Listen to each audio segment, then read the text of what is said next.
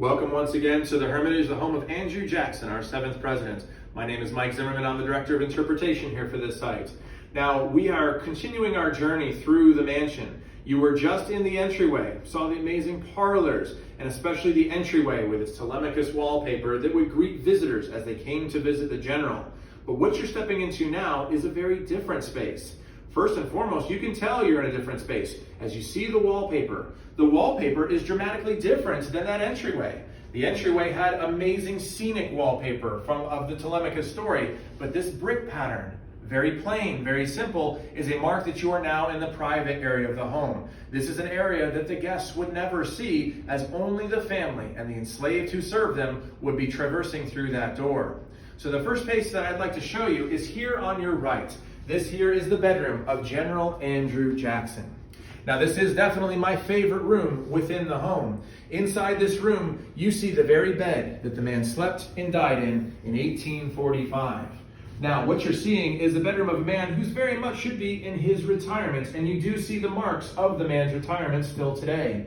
In front of the fireplace, in front of that chair, you see his slippers. Those are the man's slippers that should be worn by a man who's retired. If they look small to you, well, yes, they are a little bit. If you measure them, they're about the same size as a men's size 7.5.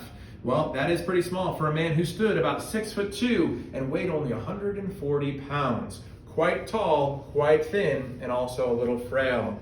Now for Jackson, he'll be enjoying the rest of his time in this room here, and here on the center table are more marks of a man who's trying to enjoy his retirement. You see his simple glasses there on the table, and next to it, a small book without a cover. That there is actually Rachel's Bible. Her name is scrawled on the first page. Jackson would use that for his daily devotionals, missing his late wife, who passed away only weeks before he left for the White House itself.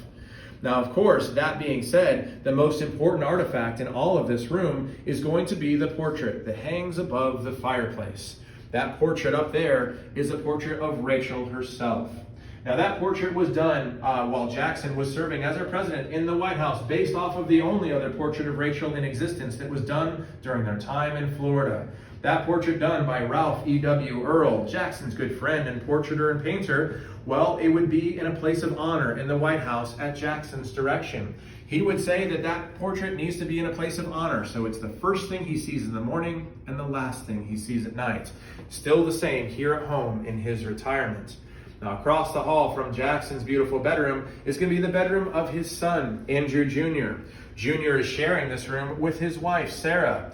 Now, as you look around the room, you see something that is kind of familiar. The furniture is in all the same places as his father's bedroom. From the layout of where the bed is, to the dresser, to the table in the center. What is this showing you? It is showing you that Junior is the heir apparent. He's going to inherit this plantation when his father passes, even down to the small detail of the portrait above the fireplace.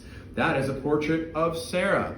Now, that is showing you that Junior has a portrait of his wife above the fireplace, the same as dear old dad has a portrait of his wife above his fireplace. Right in front of us here, in front of the doorway, is the sewing and utility table. This belonged to Sarah. She did love to sew and to knit, and this would be used by her, as that was a pastime for the matron of this house, who lived in this home longer than any other member of the family, 56 years.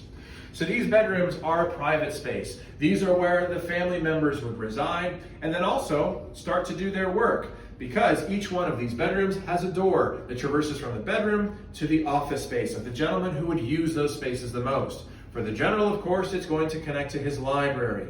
And for Junior, it's going to connect to the farm office, because he is actually managing the day-to-day operations of this plantation. So once again, I thank you for joining us here at the Hermitage. Thank you for your support. And if you are curious about the events or other ways that you can help support us, please go to our website and visit thehermitage.com for more information. Thank you.